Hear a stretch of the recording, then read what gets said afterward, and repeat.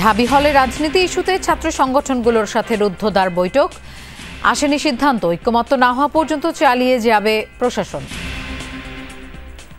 অনেক ছাত্র সংগঠন তাদের মতামত ব্যক্ত করে ইসলামী ছাত্র শিবিরকে ডাকার কারণে তারা তাদের বক্তব্য পেশ করে তারা এই সমাজত্যাগ ত্যাগ করেছে। শিক্ষার্থীরা আমার কাছে মনে হয় যে এই নাটকীয় বয়কট এগুলোকে ইতিবাচকভাবে দেখতে না। বাংলাদেশ ছাত্র ইউনিয়ন কোনোদিন জামাত ইসলামী প্রশ্নে, ছাত্র শিবির প্রশ্নে এক ফোঁটাও ছাড় দিয়ে আসে নাই।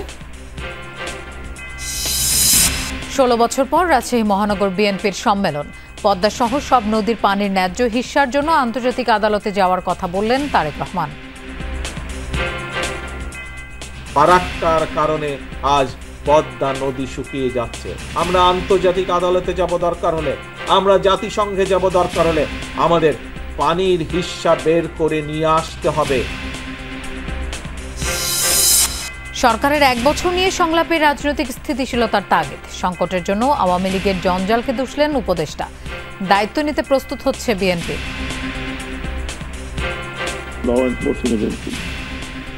প্রশাসন এমনকি সেনাবাহিনীরও স্ট্রাকচার ঠিক নেই। আপনি যে পরিবর্তন চান সেই ম্যান্ডেট নিয়ে আপনাকে আসতে হবে।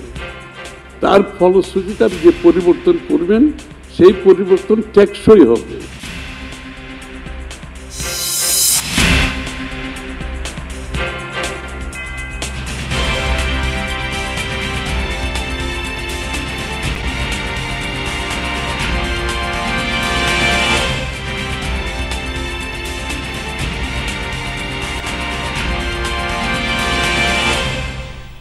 শুভেচ্ছা, আমন্ত্রণ যমুনা নিউজে। আপনাদের সঙ্গে থাকছি আমি মৌসুমী আহমেদ লোপা।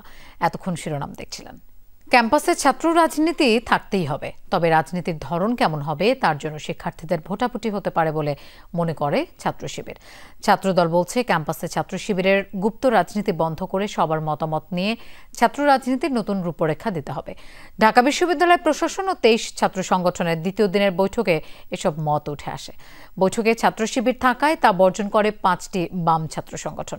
ঐক্যমত্যে পৌঁছানো পর্যন্ত এমন আলোচনা চালিয়ে যাবে ঢাকা বিশ্ববিদ্যালয়। আবাসিক হলে ছাত্র রাজনীতি বন্ধ এবং ডাকসু নির্বাচন নিয়ে শিক্ষার্থীদের সঙ্গে ধারাবাহিক বৈঠকে সক্রিয় ছাত্র সংগঠনগুলোকে আমন্ত্রণ জানায় বিশ্ববিদ্যালয় প্রশাসন। বিকাল 3টায় শুরু হয় রুদ্ধদ্বার বৈঠক। মাত্র 10 মিনিটের মাথায় ছাত্র শিবিরের উপস্থিতিকে কারণ দেখিয়ে সভা বর্জন করতে থাকে বাম সংগঠনের নেতারা। বাংলাদেশ ছাত্র ইউনিয়ন কোনোদিন জামাত ইসলামী প্রশ্নে, ছাত্র শিবির প্রশ্নে এক ফোঁটাও ছাড় দিয়ে আসে নাই। আমরা মঈন হোসেন রাজুর সংগঠন, আমরা সঞ্জয় তলাপাত্রের সংগঠন, আমাদের বহু শহীদ আছে এই রাজাকারদের হাতে। এইরকম গণহত্যাকারী একটি সংগঠনকেও নাকি প্রয়োজন। আমরা এই যে বক্তব্য, সেই বক্তব্যকে আমরা ঘৃণা করে প্রত্যাখ্যান করছি। শিবির সভাপতি বলছেন, আওয়ামী বিরোধী আন্দোলনের শিবিরকে যারা সন্ত্রাসী বলেছে তারাই বৈঠক বর্জনের নাটক করল। যারা আওয়ামী লীগকে সেই সময় ছাত্রদল এবং শিবিরের পরিচালিত সারা দেশব্যাপী আন্দোলনকে ক্রিমিনালাইজ করে আওয়ামী লীগকে এম্পাওয়ার করেছিল, 153টি আসন বিনা নির্বাচনে বিজয়ী হয়ে ক্ষমতাকে দীর্ঘায়িত করাটাকে সাপোর্ট দিয়েছিল, তাদের কারো বিরোধিতা, তার কারো বয়কট খুব বেশি আসা যায় না। শিবির গুপ্ত রাজনীতি করে অভিযোগ তুলে ছাত্রদল বলছে, ক্যাম্পাসে দৃশ্যমান রাজনীতি কেমন হবে তার প্রস্তাব দেওয়া হয়েছে বৈঠকে। 9 দফার আলোকে আমরা ছাত্র রাজনীতি চালু রাখবো, আমরা সেটি নিশ্চয়তা দিয়েছি।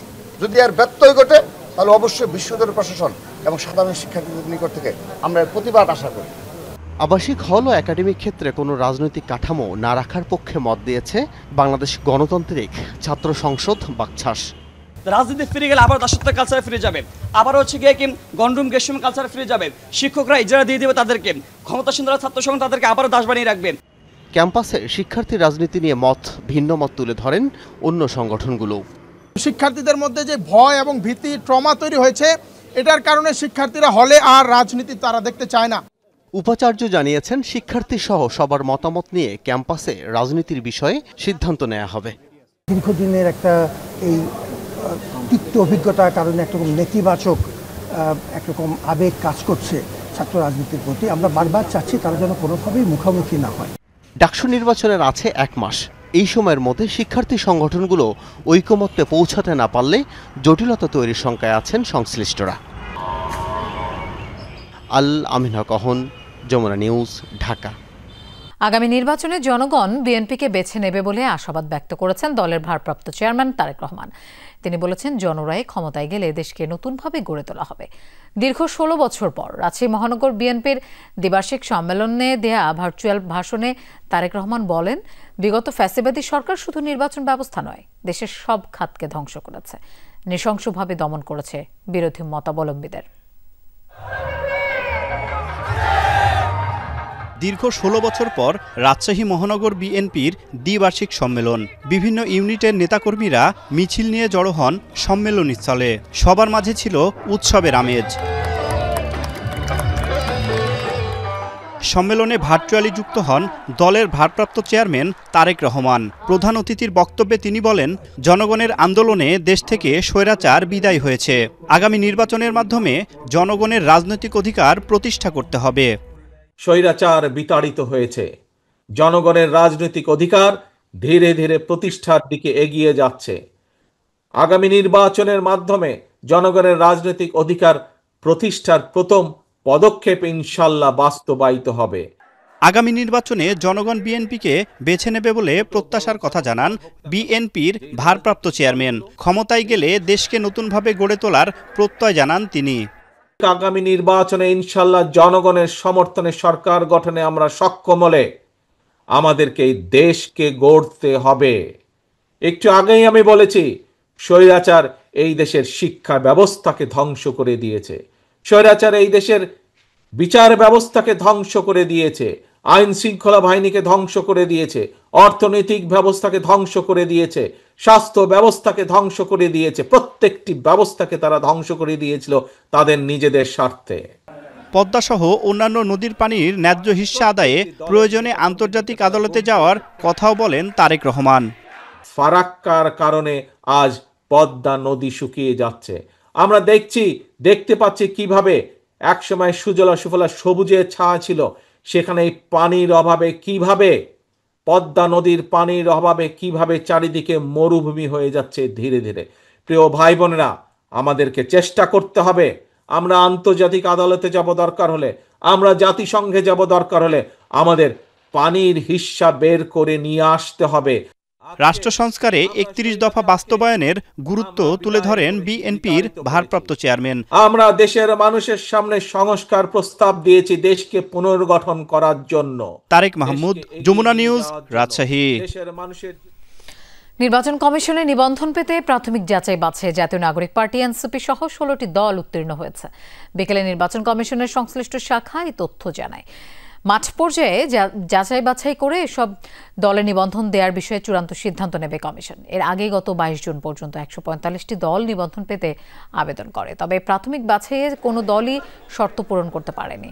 দলগুলোকে প্রয়োজনীয় ঘাটতি পূরণে 15 দিন সময় দেওয়া হয়। আইন অনুযায়ী নিবন্ধন পেতে দলের কেন্দ্রীয় কমিটি, 1/3 জেলা ও 100টি উপজেলা কমিটি থাকতে হবে।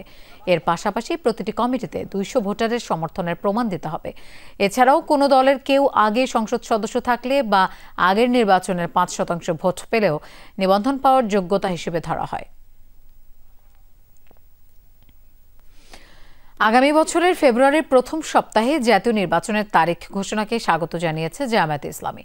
তবে সুষ্ঠু নির্বাচনের পরিবেশ ও নিরাপত্তা ইস্যুতে জোর দিচ্ছে তারা। এই কথা বলেছেন দলের নায়েবে আমির ডাক্তার সৈয়দ আব্দুল্লাহ মোহাম্মদ তাহের। রোববার দুপুরে নির্বাচন ভবনে প্রধান নির্বাচন কমিশনারের সাথে সাক্ষাৎ শেষে এই কথা বলেন তিনি। জানান, গতানুগতিক নির্বাচন করা থেকে বেরিয়ে আসতে হবে। এজন্য সীমাবদ্ধতা থাকলেও সুষ্ঠু নির্বাচন আয়োজনে ইসিকে তাগাদা দেন তিনি। জানান, সিইসি বলেছেন, আগামী জাতীয় নির্বাচন নিরপেক্ষ করতে কমিশন বদ্ধপরিকর। এক্ষেত্রে কমিশন তার সর্বোচ্চ আন্তরিকতা দেখাবে।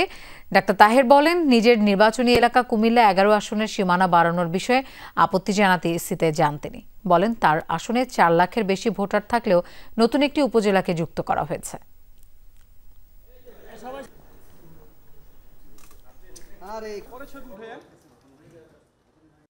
আমরা চিফ ইলেকশন কমিশনের উপরে এখনও আস্থা রাখতে চাই এবং আগামী দিনে আমাদের এই যে লেভেল প্লেইং ফিল্ড তৈরি করা, তারপরে ঐকমত্য কমিশনের এটা বাস্তবায়ন করা, তারপরে পুলিশ, এসপি, ডিসি তাদেরকে সঠিক নিরপেক্ষ লোকদেরকে বসানো এবং বিভিন্ন জায়গায় সেট এবং ট্রান্সফার করা, এগুলো খুবই জরুরি। বর্তমানে দেশে মোট ভোটার 12,61,70,900 জন। নতুন করে অন্তর্ভুক্ত হয়েছে 24,38,626 জন। ত্রয়োদশ জাতীয় সংসদ নির্বাচনকে সামনে রেখে সম্পূরক ভোটার তালিকা প্রকাশ করেছে নির্বাচন কমিশন। এবারের হালনাগাদে প্রায় 45 লাখের মতো ভোটার অন্তর্ভুক্ত হয়েছেন। মারা যাওয়ায় তালিকা থেকে বাদ পড়েছে 21,32,590 জনের নাম। সেক্ষেত্রে নতুন ভোটার যুক্ত হয়েছেন 24,38,626 জন। উপজেলা নির্বাচন কর্মকর্তার কার্যালয়ে তালিকা প্রকাশ করা হয়েছে। আপত্তির জন্য 21 আগস্টের মধ্যে আবেদন করতে পারবেন ভোটাররা। 24 আগস্টের মধ্যে সেগুলোর নিষ্পত্তি করবে ইসি। এরপর অন্যান্য কাজ শেষে চূড়ান্ত তালিকা প্রকাশ করবে 31 আগস্ট।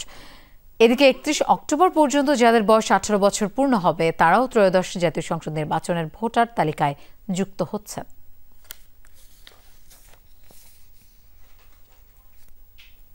নতুন করে ভোটার অন্তর্ভুক্তি হচ্ছে 24,38,626।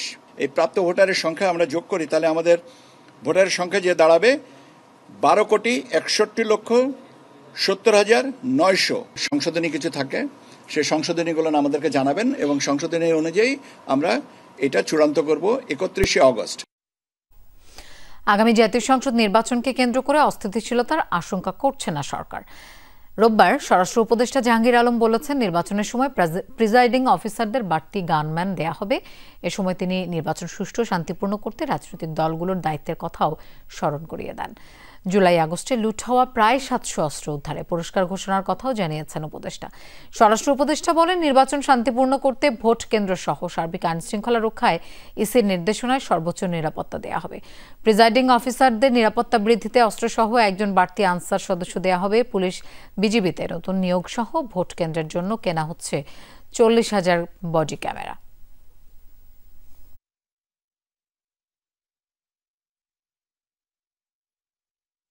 নির্বাচনটা হলো সুষ্ঠু এবং সবভাবে হওয়ার জন্য কিন্তু শুধু আইন শৃঙ্খলা বাহিনী তো না, এটার ক্ষেত্রে মেইন ভূমিকা পালন করে যারা নির্বাচনে অংশগ্রহণ করবেন তারা। আমি এরকমভাবে একটা নির্বাচন করে যেতে যাচ্ছি যেন লোকজন আপনারা যেন প্রশংসা করেন। সুষ্ঠু না হলে আপনাকে সহ একসাথে কাঠগড়ায় দাঁড়াবো। যুক্তরাষ্ট্রের সঙ্গে আলোচনায় শুধু পারস্পরিক শুল্ক ইস্যুই কাজ করেনি, এক্ষেত্রে অশুল্ক বাধা, জাতীয় নীতি এবং নিরাপত্তা বিষয়াদি জড়িত ছিল বলেছেন জাতীয় নিরাপত্তা উপদেষ্টা খলিলুর রহমান।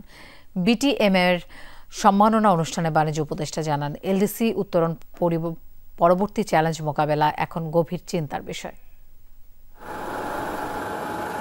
যুক্তরাষ্ট্রের বাজারে পণ্য রপ্তানিতে বাংলাদেশের জন্য পারস্পরিক শুল্ক হার এখন স্বস্তিদায়ক। সরকার বলছে এই হার প্রতিযোগী অন্যান্য দেশের প্রায় সমান। দর কষাকষির মাধ্যমে 37% থেকে 20% শুল্ক নামিয়ে আনায় বাণিজ্য উপদেষ্টা, জাতীয় নিরাপত্তা উপদেষ্টা এবং তাদের টিমকে সম্মাননা জানালো Bangladesh textile mill association BTMA. আমাদের ইনভেস্টমেন্ট হচ্ছে 75। অনুষ্ঠানে বক্তারা বলেন, শুল্ক হার নিয়ে দুশ্চিন্তা ছিল, কিন্তু সরকারের নানামুখী প্রচেষ্টায় স্বস্তি এসেছে। তবে সুযোগ কাজে লাগাতে হবে। এক্ষেত্রে বড় বাধা গ্যাস বিদ্যুতের অপর্যাপ্ততা, একই সঙ্গে ব্যাংক ও কাস্টমসের হয়রানি। তুলা আসলে আমরা যদি সুতা বানাই আমাদের ভ্যালু এডিশন হয়, কর্মসংস্থান হয়। এখানে আবার 400% হয়ে বসে আছে। তো আমরা কি আসলে ইন্ডিয়ান সুতা প্রমোট করতেছি নাকি? গ্যাস সংকট এটা অন্যতম সংকট আমাদের জন্য। বাংলাদেশের আমদানি রপ্তানির সবচেয়ে বড় বাধা কাস্টম। বায়ার গুডস কিনেন, তার ফাইন্যান্সিয়াল পোর্টফোলিও শ্রিঙ্ক করবে, অথবা সে যদি মনে করে যে আমার আলটিমেট কাস্টমার যারা আছে তাদের বাইং ক্ষমতা কমে যাবে, তাহলে অর্ডার কমে যাবে। অর্ডার কমে গেলে আমরা সাফার করব। বক্তারা একক পণ্য নির্ভরতা কমানো এবং বৈচিত্র্যকরণের উপর গুরুত্ব আরোপ করেন। দাবি ওঠে শ্রম অধিকার নিশ্চিত করার। পণ্যের বৈচিত্র্যকরণ না ঘটাই, এরকম এক পণ্যের উপর ভরসা করে থাকি, তাহলে ভবিষ্যৎ চ্যালেঞ্জ মোকাবেলা করা কঠিন হবে। এটাই তৃপ্তির জায়গা যে কম্পিটিটর্স তাদের কাছ থেকে, তাদের কারোর সাথে বা কারোর কাছ থেকে আমরা কম সুবিধাজনক অবস্থায় নাই।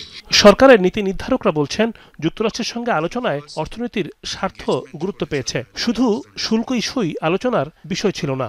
আমার কাছে মনে হয় without appropriate preparations this was a time bomb planted by the fascist. আপনারা যদি এই এলডিসি গ্র্যাজুয়েশনস এন্ড এগেইন আপনার প্রেফারেন্সিয়াল মার্কেট অ্যাক্সেস তো আটকে যাবে। আপনারা তো শুধু আমেরিকান মার্কেটে $8 বিলিয়ন নিয়ে চিন্তা করছেন। $50 বিলিয়ন বা $42 বিলিয়ন ব্যবসা কি হবে আপনারা চিন্তা করছেন না। আমরা কোনো ভূ রাজনৈতিক ফাঁদে পা দিতে চাইনি। কালকে যদি আমাদের একটা অব্লিগেশন পালন না করতে পারি তাহলে তারা এই এগ্রিমেন্ট ক্যান্সেল করে আমাদেরকে 37% দিয়ে দেবে। We can't afford that and we have to be very honest with them. যেই ধরনের বাইল্যাটারাল এগ্রিমেন্টে খসড়াগুলো সবসময় আপনার নন ডিসক্লোজার এগ্রিমেন্টে থাকে। অভিযোগ ওঠে এলডিসি গ্রাজুয়েশন এখন দুশ্চিন্তার নাম। আগের সরকার উত্তরণের সময় বেঁধে দিয়ে সংকট সৃষ্টি করেছে। রিমন রহমান, যমুনা নিউজ, ঢাকা। দেশে রাজনৈতিক স্থিতিশীলতা আসেনি, তাই সবাই এখনই বিনিয়োগে মরিয়া হয়ে উঠবে এমন ভাবনা ভুল।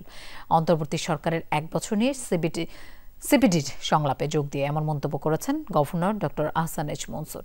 সংলাপে শ্রম উপদেষ্টা বলেন, দায়িত্ব নেওয়ার পর থেকেই সরকারকে নানা ইস্যু মোকাবেলা করতে হয়েছে, তাই ঢালাওভাবে ব্যর্থ বলা উচিত নয়।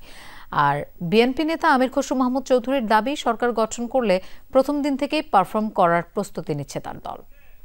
অন্তর্বর্তীকালীন সরকারের ডক্টর মোহাম্মদ ইউনূস যখন সরকারের হাল ধরেন তখন দেশের অর্থনীতিতে চলছে রক্তক্ষরণ। রিজার্ভে টান, খেলাপি ঋণের পাহাড় আর চড়া মূল্যস্ফীতি নিয়ে তখন বিনিয়োগকারীদের আস্থা তলানিতে। এসব নিয়ন্ত্রণে কঠোর মুদ্রানীতি নেয় কেন্দ্রীয় ব্যাংক, ঢেলে সাজানো হয় মুদ্রা ব্যবস্থাপনা। আইনের আওতায় আসেন দুর্নীতিবাজদের কেউ কেউ। যে ব্যক্তি খাতে যে ঋণ প্রবাহটা সেখানে গবেষণা সংস্থা centre for policy dialogue CPD বলছে এখনও শেষ রক্ষা হয়নি, কেননা বিনিয়োগ পর্যাপ্ত নয়। স্থিতিশীলতা ফেরেনি শেয়ার ও বন্ড মার্কেটে। বিদেশি ব্যাংকের সাথে লেনদেন বাড়লেও এলসি বাড়ছে নগণ্য হারে। মূল জায়গা যে মানুষের জীবন জীবিকার উপরে যে একটা প্রভাব পড়েছে, সেইটার থেকে আসলে মানুষকে স্বস্তি দেওয়া, সেখানে কিন্তু সত্যিকার অর্থে আমরা তেমন একটা উদ্যোগ দেখতে পাইনি। ব্যবসায়ীদের অভিযোগ, বিভিন্ন খাতে অনিয়মের কুশীলবরা ঘাপটি মেরে আছে, সমন্বয় নেই নীতি প্রণয়নে। গ্যাসের ট্যারিফ প্রতি বছর কত পার্সেন্ট করে বাড়াবেন বলে দেন, 5 বছরের জন্য, কোনো সমস্যা নাই। তাহলে প্ল্যান করতে পারবো যে এই আমার ইলেকট্রিসিটি বিল, আমার গ্যাস বিল বা আমার অন্যান্য যে চার্জেসগুলো আসবে, বেসড অন দ্যাট আমি আমার বিজনেস প্ল্যান করতে পারবো। যে ব্যাংক নষ্ট রান হয়ে গেছে, সেই ব্যাংকে আবার টাকা পাঠাচ্ছেন কেন? আপনি গ্রাহককে টাকা দিয়ে বিদায় করে দেন, ওই চোরগুলোকে আবার টাকা পাঠাচ্ছেন কেন? ওই ব্যাংকের মালিকানা কিন্তু কখনো নষ্ট হবে না, কোনো না কোনো সময় আবার এসে ছবল মারবে। এ সময় সাবেক বাণিজ্য মন্ত্রী আমির খসরু মাহমুদ চৌধুরী বলেন, বিগত স্বৈরাচার সরকারের বাজেটকে এগিয়ে নেওয়া ঠিক হয়নি। আপনি যে পরিবর্তন চান সেই ম্যান্ডেট নিয়ে আপনাকে আসতে হবে। তার ফলশ্রুতিতে আপনি যে পরিবর্তন করবেন সেই পরিবর্তন টেকসই হবে। আর যদি চাপিয়ে দিয়ে কোনো পরিবর্তন করতে চান, যে আমি মনে করি এটা গুরুত্বপূর্ণ সুতরাং এটা মানতে হবে, সেটা টেকসই তো হবে না। আলোচনায় বাংলাদেশ ব্যাংকের গভর্নর বলেন, রাজনৈতিক স্থিতিশীলতা না এলে দেশে বিনিয়োগ আসবে না। অন্যদিকে সব ক্ষেত্রে অন্তর্বর্তী সরকারকে ব্যর্থ মানতে নারাজ শ্রম উপদেষ্টা। এই স্বৈরাচারের দোষর থেকে বাঁচতে বাঁচতে অ্যাডমিনিস্ট্রেশন এখন একটা নড়বড় জায়গা আছে। ল এনফোর্সিং এজেন্সি, প্রশাসন, এমনকি সেনাবাহিনীরও স্ট্রাকচার ঠিক নাই। পুরোটা ফ্যাসিজমের পল্লায় বলে। when we talk about fascism মানে স্টেটের প্রত্যেকটি অঙ্গকে ক্যাপচার করা। 65 বিলিয়ন করে আমি ইম্পোর্ট করছি, তাতে কি ইম্পোর্ট কম হচ্ছে? বাজারে কি কোনো শর্টেজ আছে, কোনো পণ্যের অভাব আছে? তা তো নেই। হ্যাঁ, হয়তো বলতে পারেন যে ক্যাপিটাল মেশিনারিজ ইম্পোর্ট করছি না, legitimate question, but answer is that who is going to invest in this environment? আমাকে তো স্টেবিলিটিটা আনতে হবে। আমার স্টেবিলিটি আর্থিক খাতে কেবল এসেছে, রাজনৈতিক খাতে তো এখনো আসে নাই।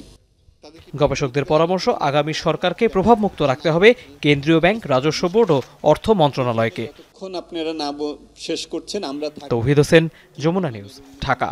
বরিশাল শের-ই-বাংলা মেডিকেল কলেজ হাসপাতাল এবং দেশের স্বাস্থ্য খাতের সংস্কারের দাবিতে চলা আন্দোলনে 2 গ্রুপের মধ্যে সংঘর্ষ হয়েছে। রোববার নথুল্লাবাদে প্রথম দফায় ও রাতে বিএম কলেজ ক্যাম্পাসে দ্বিতীয় দফায় হয় সংঘর্ষ। আইনশৃঙ্খলা বাহিনী জানায়, চলমান ব্লকেট কর্মসূচিতে অংশগ্রহণকারী সিনিয়র শিক্ষার্থীর সামনে জুনিয়র শিক্ষার্থীর ধূমপান করা নিয়ে 2 গ্রুপের বাকবিতণ্ডা হয়। এক পর্যায়ে তারা সংঘর্ষে জড়িয়ে পড়ে। পরে সমঝোতা বৈঠকে ফের তারা সংঘর্ষে জড়ায়। এতে আহত হয় 5 জন। দর্শক, এই ছিল যমুনা নিউজ। আর এতক্ষণ সাথে থাকার জন্য ধন্যবাদ সবাইকে।